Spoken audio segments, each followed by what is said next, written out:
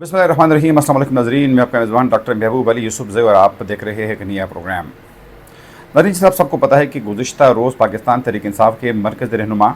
रऊफ़ हसन पर जब हमला हुआ तो उसके बाद उस हमले की CCTV फुटेज भी सामने आ गई है। उन फुटेज में देखा जा सकता है कि 4 अफराद जो कि मुबैना तौर पर ख्वाजा सरा है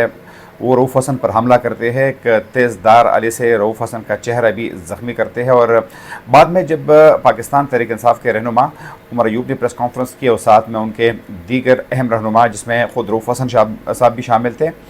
उसमें आदम स्वाति साहब भी शामिल थे, तो उन्होंने प्रेस कॉन्फ्रेंस में ये कहा कि ये रऊफ़ हसन पर ये जो हमला हुआ है, दरअसल इस हमले में जो हमलावर थे तो वो ये चाहते थे कि रऊफ़ हसन की जान ले ली जाए। नाज़रीन, तारीख़ी तौर पर अगर हम देखें तो आज जिस तरह रऊफ़ हसन साहब पर हमला हुआ है तो माजी में सियासी अदम बर्दाश्त जो है उस लेवल पर पहुंच गई थी कि आपने देखा कि इस किस्म का हमला जो है ख्वाजा आसिफ पर एक पार्टी की कन्वेंशन में उस वक्त हमला हुआ, बल्कि उनके चेहरे पर काली सियाह फेंकी गई जब वो कन्वेंशन से खिताब कर रहे थे। आप सबको आज भी याद होगा कि इस किस्म का एक हमला जो था वो पाकिस्तान मुस्लिम लीग नून के एक और अहम रहनुमा एहसन इकबाल पर हुआ। जब वो एक तकरीब से खिताब कर रहे थे तो उस पर फायरिंग हुई और जिसमें एहसन इकबाल का एक हाथ जो है वो ज़ख्मी हुआ और आज तक उनका एक हाथ जो है वो सही काम नहीं कर रहा। माजी में आपने देखा होगा कि मियाँ मोहम्मद नवाज शरीफ जो है जब एक तकरीब से खिताब कर रहे थे तो उन पर जूता फेंका गया जिससे वो महफूज रहे। मज़ीद करीब में आपने देखा कि पाकिस्तान तहरीक इंसाफ के सरबरा इमरान खान पर फायरिंग की गई जिससे वो ज़ख्मी तो ज़रूर हुए लेकिन उनकी जान बच गई। सियासी अदम बर्दाश्त, और ये सियासी अदम बर्दाश्त जो है जब उस इंतहा तक पहुंच जाती है, जब हम अपनी अना को उस इंतहा तक पहुंचा देते हैं, जब किसी दूसरी का ओपिनियन जो है हमारे लिए काबिल कबूल नहीं होता, किसी दूसरी की कामयाबी जो है उसको हम बर्दाश्त नहीं कर सकते, अपनी अना के अंदर जो है वो हम मौजूद रहते हैं, किसी दूसरी का ओपिनियन जो है उसको बर्दाश्त करने के काबिल नहीं होते, अपनी पावर जो है उसको कभी भी रिलीज़ नहीं करना चाहते, अपने पावर को कभी खोना नहीं चाहते, चाहे वो आइन के मुतसादिम क्यों ना हो, तो फिर इस किस्म के वाक़यात जो है ये सामने आते रहते हैं। बदकिस्मती से आज हम उस इंतहा तक पहुँच गए हैं कि जिसमें ना तो सियासतदान जो है वो बर्दाश्त के हामिल है, न इस मुल्क की मुक़्तदर क़ुव्वत जो है वो बर्दाश्त के हामिल है। बल्कि एक तरफ आप देखें तो सख्त पाकिस्तान तहरीक इंसाफ के सरबरा इमरान खान उस इंतहा पर पहुंच गई है कि वो किसी किस्म के मुज़ाकरात के लिए तैयार नहीं है, बल्कि वो एक ही बात कर रहे हैं कि उनके साथ जो जुल्म हुआ है तो उसका बदला लेना ज़रूरी है।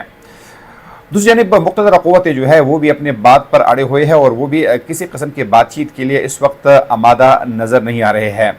खैर, दीगर सियासी जमातों की हम क्या बात करें, मियाँ मोहम्मद नवाज शरीफ की पार्टी जो है मुस्लिम लीग नून, आसिफ अली ज़रदारी साहब की पार्टी पाकिस्तान पीपल्स पार्टी और दीगर जो सियासी जमातें हैं वो बेचारे तो मुज़ाकरात चाहते हैं लेकिन उनके साथ कोई मुज़ाकरात करने के लिए तैयार नहीं है। इस वक्त बदकिस्मती से हालात ये है कि मुल्क की मईशत और मुल्क की जो अमन व अमान की सूरत हाल है वो इंतहाई दिगरगू सूरत हाल है। नाज़रीन, माजी में हमने देखा था कि दुनिया का एक सुपर पावर मुल्क सोवियत यूनियन उस वक्त वो टुकड़े हो गया था जहाँ पर 2 अवामिल जो थे उनके कंट्रोल में नहीं रहे थे। सबसे पहले वहाँ की मईशत जो है वो इंतहाई ख़राब हो गई थी, अंदरूनी खिलफिशार इस हद तक पहुँच गया था कि एक पार्टी दूसरी पार्टी की बात सुनने के लिए तैयार नहीं था। और उसके बाद आपने देखा कि सोवियत यूनियन जो है वो टुकड़े हो गया, 12 नई ममालिक जो है वो वजूद में आ गए। खुदा ना करे खाके में बदहन के पाकिस्तान में ऐसी सूरत हाल हो, क्योंकि पाकिस्तान होगा तो हम सब होंगे, लेकिन इस वक्त जो मुल्क की सूरत हाल है तो यकीनन वो एक पुरुमीदगी वाली सूरत हाल जो है वो बिल्कुल नहीं है। नाज़रीन, माजी में अब देखें तो पाकिस्तान पीपल्स पार्टी के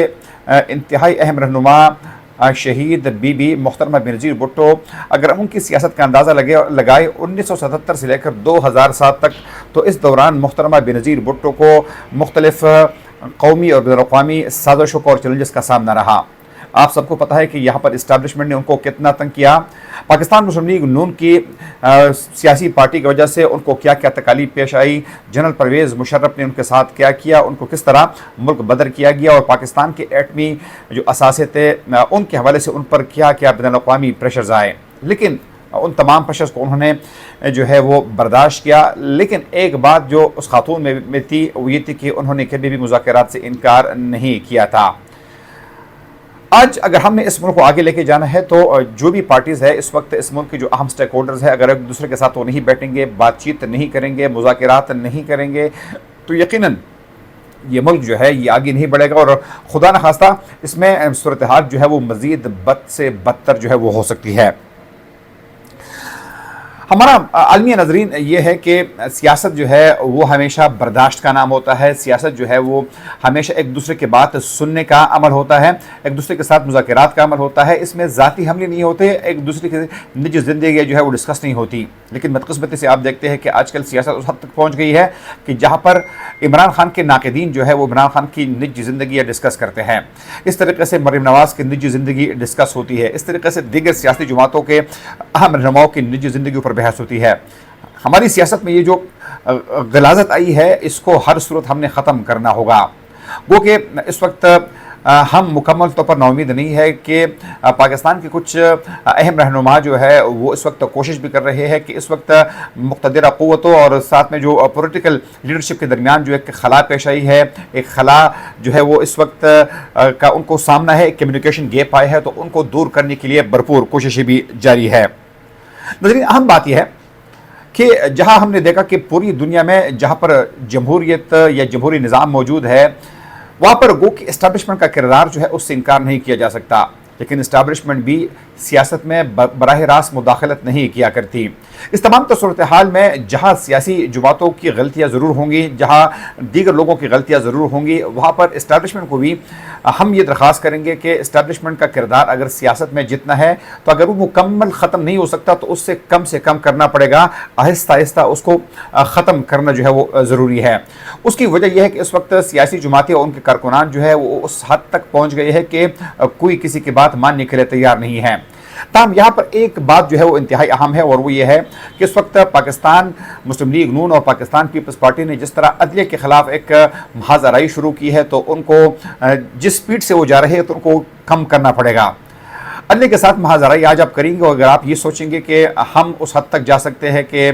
اسٹیبلشمنٹ کے پاس اس وقت شاید کوئی اور چانس نہیں ہے، کوئی اور چوائس نہیں ہے کہ وہ شہباز شریف کے علاوہ اور زرداری صاحب کے علاوہ وہ اس ملک پر عمران خان یا ان جیسے لوگوں کو مسلط تو نہیں کریں گے، لیکن اس طرح بالکل نہیں ہے۔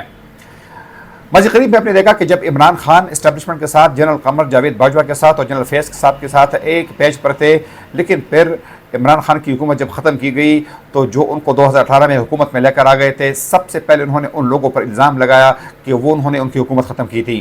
حالات بدلتے دیر نہیں لگتی۔ اس وقت آپ سب کو بھی پتہ ہے کہ اگر اس میں کوئی شک نہیں ہے کہ اس وقت اگر پاکستان کی مقبول ترین لیڈرشپ ہے، مقبول ترین لیڈر ہے تو عمران خان ہی ہے۔ پاکستان کی جو اس وقت حکومت میں ہے، پاکستان مسلم لیگ نون اور پاکستان پیپلز پارٹی کو حکومت میں تو ضرور ہے، لیکن شاید ان کا پاپولرٹی لیول جو ہے وہ اس وقت انتہائی کمزور ہے، انتہائی نیچے آ گیا ہے۔ خاص طور پر جب یہ لوگ حکومت میں آتے ہیں اور اس قسم کی غلطیاں کرتے ہیں کہ جس طرح انہوں نے 2016 میں پی کا جیسے متنازعہ قانون کو متعارف کیا تھا، تو اب یہ حتیٰ کہ عزت بل کے نام پر ایک نیا قانون جو لا رہے ہیں، تو یقیناً اس سے اس ملک کے صحافی جو ہے وہ بھی مسلم لیگ نون اور پاکستان پیپلز پارٹی کے خلاف ہی ہوں گے۔ تو ان کو چاہیے کہ ہوش کے ناخن لے، ماضی سے سبق سیکھ لے، اور اگر اس وقت اس ملک میں مفاہمت ہو سکتی ہے تو اس سے اس ملک کے لیے کوئی بہتر بات نہیں ہو سکتی۔ اگلے پروگرام تک میزبان ڈاکٹر محبوب علی یوسف کو اجازت دیجیے۔ اللہ حافظ۔